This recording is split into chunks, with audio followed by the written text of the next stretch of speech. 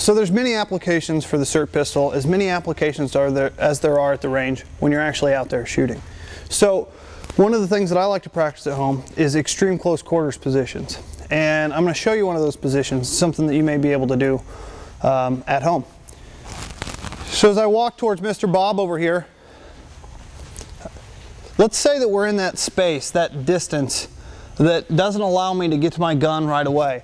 I'm not advocating actually drawing your gun while you're in a grappling match this close.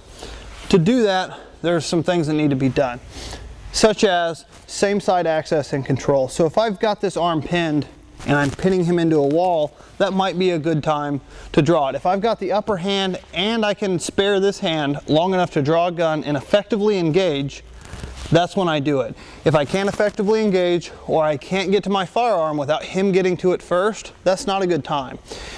If a threat has the upper hand, you want to wait until you have the upper hand to draw your firearm. Otherwise, all you're going to do is introduce a firearm into the equation that wasn't previously there. So I'm going to start out here simulating that we're actually grappling or fighting.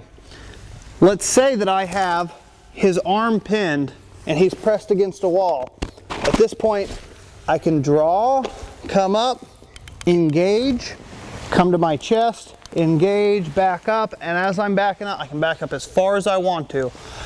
I back up, I've put several in him from starting out low all the way up. As he falls to the ground, of course, I'm going to track the target, make sure that he's down before I scan my environment and go on about my day. There are some serious considerations to be taken for this drill.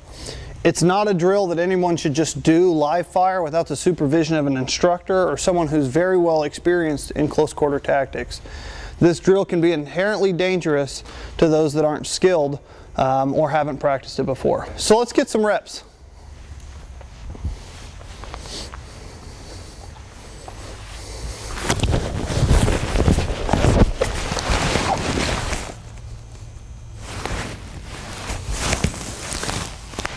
In case you're wondering why I'm looking left and right, it's called the scan process. It's something that I like to incorporate into my training.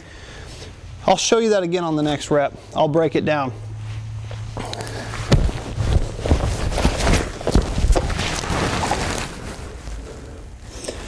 So my scan process, I'm going to scan my threat, ensuring that my threat has gone to the ground. To do that, I'm simply going to lower my muzzle on him, tracking him with my front sight the entire time. So once he's down on the ground and I've established that, the next thing I want to do is scan my area. So I'm going to look around, make sure he doesn't have any buddies, depending on your environment. You know, bad guys can come in 2s and 3s. Obviously, if I'm in a broom closet, I don't have to look around a whole lot. But I'm going to do a quick scan, count the people, see the hands, that sort of thing. Then I'm going to come back, I'm going to scan my weapon. How many rounds did I shoot? Do I need to do a reload? Should I do a tactical reload or a speed reload? Which is going to bring me to my next point. Reloads.